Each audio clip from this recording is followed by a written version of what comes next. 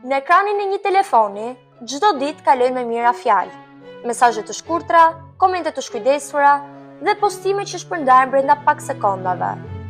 Në epokën digjitale, komunikimi është bërë më i shpejtë se kurrë më parë. Fjalët udhëtojnë nga një ekran në tjetrin me një ritëm të pandalshëm, duke krijuar një hapësirë të re komunikimi ku gjithçka ndodh sa hapën mbyll syt. Në këtë realitet të ri, mënyra se si shkruajmë dhe si shprehemi po ndryshon çdo ditë. Por, bashkë me këtë ndryshim, lind edhe një pyetje shumë e rëndësishme. Si po ndikon komunikimi digjital në gjuhën shqipe dhe a është ky një zhvillim i natyrshëm i gjuhës apo një sfidë për ruajtjen e saj?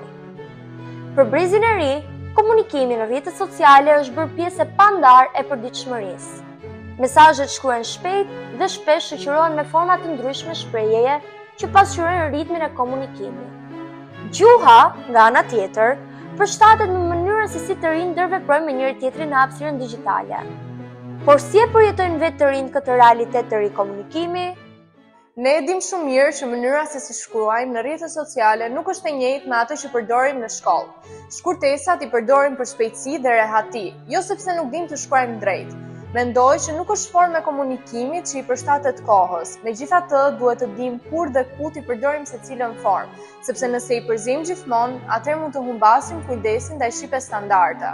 Po ashtu, përpiqemi të lexojmë libra dhe të praktikojmë shkrimin korrekt, sepse e dim që gjuha nuk është vetëm për çat, është pjesë e asaj që jemi dhe e sa mëson. Në fund të fundit, gjuha është identiteti ynë. Rrjetet sociale janë mjet, jo rregull. Rrjetet sociale dhe interneti kanë krijuar një hapësirë komunikimi ku kufit mes vendeve dhe kulturave janë shpeshherë të padukshëm. Në të njëjtën platformë mund të komunikojnë njerëz nga pjesë të ndryshme të botës, duke ndarë ide dhe mënyra të ndryshme të shprehurit. Në këtë ndërveprim të vazhdueshëm, kontaktet mes gjuhëve janë bërë më të drejtë për drejta. Por si reflektohet ky realitet global në mënyrën si komunikojmë sot? Do të flasim për fokusin që ka sot teknologjia, rrjetet sociale, media online, por gjithashtu dhe gjuha shqipe, problematikat janë të pafundme, sepse jemi sfiduar botërisht. Nuk është se këtë po e kalojmë vetëm mes shoqëri dhe gjuha shqipe, por po e kalon shoqëria përballshme. Kemi kaluar në një gjuhësi të online-it, ku shkurtimet dhe globalizmat zënë vend në cilësinë gjuhë. Minimalisht një njeri që ka marrë përgjegjësinë morale dhe profesionale të dalin në një televizion dhe të japi, le të themi, informacion për personat të dytë, të tretë edhe për publikun e gjerë, duhet të jetë korrektisht gjuhësor. Nëse nuk jemi, është koha që të fillojmë të ulemi, ta lexojmë drejtshkrimin e gjuhës shqipe, nuk është asnjëherë vonë për të qenë i ditur, është e turpshme të jesh i paditur dhe mos e respektosh gjuhën kombëtare. Zhvillimi i teknologjisë ka sjellë mënyra të reja komunikimi që ndikojnë drejt për drejt në jetën tonë. Mesazhet, komentet dhe postimet në rrjetet sociale janë bërë pjesë e pandarë ndërveprimit mes njerëzve.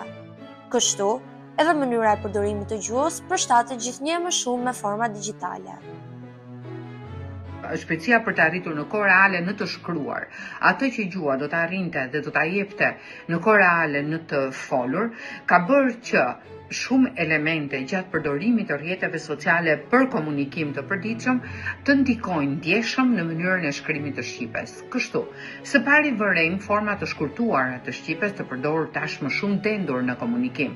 Së dyti, flasim vetëm për komunikimin e shkruar. Së dyti, vëmrem mungesën, nevojën shpeshherë të panevojshme, sepse strukturat e reja të smartphone-ve apo dhe të mjeteve të tjera smart të komunikimit i kanë kompensuar, pra edhe njëherë nevojën fare të panevojshme të përdorimit të cës dhe çës, të cës në vend të çës, të es në vend të ës. Sikur se thash, ka arkitektura të ndryshme të smarteve, të mekanismeve smart, të cilët tashmë ka në përbërjen e tyre edhe cën edhe çën. Megjithatë, ky komunikim digital ka edhe një aspekt tepër pozitiv. Ai e ka bërë gjuhën më dinamike, më të pranishme në jetën e përditshme dhe për më tepër shumë të hapur ndaj formave të reja të shprehjes. Në komunikimin online, mënyra e të shkruarit nuk është gjithmonë e njëjtë me atë që hasim në librat apo tekstet shkollore. Postimet dhe mesazhet që serviren në rrjet shpesh pasqyrojnë një komunikim më spontan dhe të menjëhershëm. Në këtë hapësirë digjitale, shfaqen forma të ndryshme të përdorimit të gjuhës, që pasqyrojnë dinamikën e komunikimit të përditshëm, shpeshherë të shkujdesur. Është e vërtetë që veçanërisht në platforma digjitale, komunikimi i të rive është kapsuar shtrembërime të përsëritura të gjuhës shqipe. Këtu përfshihen jo vetëm ato për cilët unë fola pak më herët, pra mosprania e zanores dhe bashkëtingëllore ç si grafema të shkruara, por kemi edhe përdorimin e fjalëve të huaja në vend të atyre të shqipes, si dhe përdorimin e shkurtimeve të shumta për të shpejtuar komunikimin. Por ajo që po vihet e re, që për mendimin tim përbën vërtet problem dhe shqetësim sot në përdorimin e shqipes, është përdorimi i strukturave switch, ose switchin si gjihet kjo në të folurën më specifike të profesionistëve. Që do të thotë, brenda strukturave të ndërtimit sintaksor të shqipes, por edhe pjesëve përbërëse të saj që janë ato morfologjike, po bashkangjiten strukturat anglishtes. Ky ndërtim switching ka dëme të shumta sepse cënon zemrën dhe thelbin ndërtimor të një gjuhe. Dhe në këtë rast të cënosh bazën sintaksore dhe morfologjike të gjuhës, sigurisht që dëmi shpeshherë është i ndjeshëm dhe unë nuk e di se sa gjuhë do të leje ky në zhvillimin e mëtejshëm të gjuhës. Përveç këto dukurit për të cilat ne folën, shpesh lidhen edhe me natyrën spontane të komunikimit, por mund të ndikojnë në cënimin e standardit. Sigurisht që unë nuk mendoj që duhet jemi sklever të standardit, sepse kjo do të bënte një shkëputje të gjuhës nga përditshmëria e përdorimit të saj, pra nga gjallimi i saj. Por nga ana tjetër, gjithashtu mendoj që duke i dhënë hapësirën e duhur gjuhës në përdorim, në komunikimin e përditshëm, ne nuk duhet të lëmë jashtë rregullat e standardit, sepse atëherë komunikimi do të bëhet kaotik dhe padyshim që variantet e përdorimit të shqipes do të fillonin të ishin në fillesat e një lufte ndaj njëra tjetrës. Këto elemente që sikurse thanë që ju i quani shtrembërime dhe që vjen re si në gjuhën e folur ashtu edhe në gjuhën e shkruar, duhet i nënshtrohen disa rregullave dhe mënyrave që për të cilat vetë shteti duhet të kujdeset, në mënyrë që të ndërtohen politika të tilla shtetërore, të cilat të prekin sistemin e të shkolurit dhe të shkruarit, të cilat mund të marrin fillimisht formë urdhri, por që sigurisht më vonë duke u kthyer në zakon, në përditshmëri, mund ta ruajnë deri diku standardin. Gjithsesi, unë personalisht nuk mendoj që disa përdorime e cënojnë rënd standardin. Unë mendoj që standardi është një variant si gjithë variantet e tjera të përdorimit të gjuhës, siç është për shembull dialekti, siç janë të folmet e ndryshme, dhe standardi jeton ose le të themi bashkëjeton në prani dhe në harmoni të plot me këto variante të gjuhës. Përveç komunikimit në rrjetet sociale, një rol të rëndësishëm në përdorimin e gjuhës luajnë edhe mediat online. Portalet e lajmeve dhe platformat digjitale janë sot një nga burimet kryesore të informacionit për publikun. Çdo ditë publikohen artikuj dhe lajme që lexohen nga një numër i madh njerëzish, por mënyra se si përdoret gjuha merr një rëndësi të veçantë. Media online është thjesht një medium ku ne shohim të reflektuar më mirë se sa njohuri gjuhësore kemi dhe sa kulturë gjuhësore, ky është termi që përdoret, sa kulturë gjuhe kemi kur vjen puna te shqipja. Unë nuk mendoj që mediat sociale e prishin gjuhën, siç na duket se ndodh ndonjëherë, thjesht ato janë pasqyra ku ne shohim se kush i di mirë rregullat drejtshkrimor dhe kush i di më pak mirë edhe nuk e zotron aq mirë këtë aspekt. Nga ana tjetër, zhvillimet e teknologjisë së informacionit i kanë shtuar shumë burimet sa i takon studimit të gjuhës. Ne sot kemi mundësi që të hartojmë të ndërtojmë korpuset digjitale, kemi shumë të thjesht procesin e hartimit të një fjalori, kemi shumë të thjesht ta dokumentojmë gjuhën tonë, si flitet dhe si shkruhet, gjë që më parë të qenë pa imagjinueshme. Dhe kemi korpuset një tërësi tekstesh, kemi korpuset të tilla, të cilat janë kaq të mëdha dhe lehtësisht të aksesueshme, të qasshme, që më parë kanë munguar, pra janë shtuar ato që në gjuhësi njihen me termin resurset për ta studiuar gjuhën dhe për ta dokumentuar atë. Kjo është një e mirë shumë e madhe që i vjen gjuhës sonë, një gjuhë me burime të pakta digjitale, por që kushtohen, si pasojë e pikërisht e teknologjisë informacionit. Në një kohë ku informacioni ka fituar në ritëm të jashtëzakonshëm, lajmet publikohen dhe shpërndahen në kohë reale. Si rrjedhoi, ky proces i përshpejtuar komunikimi sjell si sfidë kujdesin për përdorimin e gjuhës dhe për saktësinë e saj në mediat dhe platformat digjitale. Veçanërisht në portale mungon një lloj filtri dhe kur flet për filtr, sigurisht me mësuar me këtë termin një filtri që të zbukuron dhe të dalë fytyra më mirë në pak, por pak a shumë njëjta gjë është edhe me fytyrën e shkrimeve. Ka mungesa të filtrave që zakonisht kanë të bëjnë me mungesën e redaktimit të mirë gjuhësor, apo me përkthimin shpeshherë të lajmeve nga gjuhët e huaja në mënyrë të fjalë për fjalshme. Dhe tekstet që të dalin janë aq të shumtuara sa është shumë vështirë edhe ti lexosh, funksionohet në një farë mënyrë dhe lexueshmëria.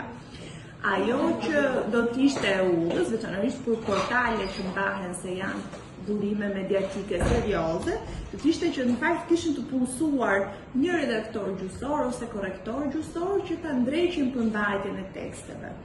Pse është e rëndësishëm që veçanërisht në portale, rrjetet sociale është një gjë pak më ndryshe se varet nga përgjegjësia e secilit. Është e rëndësishme që në burime të tilla informacioni teksti të jetë i shkruar saktë, sepse të rinjt, po edhe jo vetëm të rinjt, kur e shohin një tekst të shkruar me gabime, ka një rrezik që ty të ngulitet ajo fjala që është e pasaktë, forma e pasaktë e shkrimit të një fjale, të ngulitet dhe ti ta përdorësh vazhdimisht ashtu gabim. Ndaj është shumë e rëndësishme që në mediumet publike gjuha të shkruhet të përputhen me rregullat gramatikore dhe me rregullat e drejtshkrimit. Përballë këtyre ndryshimeve në mënyrën e komunikimit, roli i edukimit mbetet thelbësor. Shkolla dhe universiteti janë hapësirat ku ndërtohet ndërgjegjësimi për përdorimin e drejtë të gjuhës. Përmes analizës së shembujve konkret dhe diskutimeve mbi komunikimin e përditshëm, nxënësit mësojnë të reflektojnë mbi mënyrën se si përdorin gjuhën. Shumë e rëndësishme që gjithë procesi mësimor të bëjë në shkollë, padyshim, të bëjë analiza konkrete të gjuhës në përdorim, të gjuhës në jetën e përditshme, veçanërisht analiza që përfshin rrjetet sociale dhe komunikimin digjital. Ndërmjet krahasimit të shembujve real me format e gjuhës standarde, nxënësit mund të dallojnë shtrembërimet apo mund të identifikojnë këto anashkalime që përfshin kryesisht fushën leksikore, siç thash deri diku dhe atë sintaksore, por në të shkruar sidomos rregullat e drejtshkrimit. Në këtë mënyrë ato i kuptojnë të shmangje dhe atëherë kanë fare lehtë që ti anashkalojnë, ti marrin në konsiderat dhe ti të reflektojnë mbi to. Sigurisht që një element themelor për ruajtjen e identitetit të gjuhës është standardi. Ne kemi thënë, madje në shkollën tuaj kjo besoj përsëritet vazhdimisht nëpërmjet ushtrimeve dhe mësimeve të ndryshme. Atëherë, duke e parë përdorimin e gjuhës standarde si një element të identifikimit kombëtar, duke u ndërgjegjësuar të rinjt për këtë, duke u nënshtruar diskutimeve të herpashershme në mes tuaj, por edhe me persona të tjerë më profesionistë, me siguri që nxënësit do të ndërgjegjësohen dhe më shumë. Kjo do të kthehet një fushat sensibilizimi për të bërë ata të vetëdijshëm për rëndësinë e përdorimit të saktë të gjuhës shqipe, të cilën të gjithë ne e duam kaq shumë. Mjetet e komunikimit digjitale, të cilat në fillesën e tyre sigurisht e kanë patur për ta intensifikuar komunikimin, në mënyrë paradoksale po intensifikojnë komunikimin e shkruar, por po e ngushtësojnë deri diku komunikimin e folur. Prandaj, zhvillimi i aftësive të folurit dhe këtij argumentimi që ju e keni kaq të nevojshëm, mund të arrihet përmes aktiviteteve të ndryshme që japin zë dhe japin akses ditë një më shumë përdorimit aktiv dhe të vetëdijshëm të gjuhës në situata të ndryshme komunikative. Këtë ju mëson jo vetëm shkolla, por dhe frekuentimi i rrjeteve të ndryshme me interesa të përbashkëta. Unë do jepja shumë zë debatave në klasë, prezantimeve të shkurtra orale, diskutimeve mbi tema aktuale, analizave të teksteve të ndryshme mediatike. Unë vazhdimisht kam menduar dhe besuar që të rinjt sot lexojnë. Nuk është të thënë që ne të kërkojmë vazhdimisht vetëm një lloj leximi, atë të librave artistik. Jo, mundësitë e të leximit e të lexuarit janë të shumta. Tashmë ne bashkë po komunikojmë përmes një monitori. Monitori ju sjell botën, të gjithë botën aty, në dhomën tuaj, në kuzhinën tuaj, në tavolinën tuaj të bukës.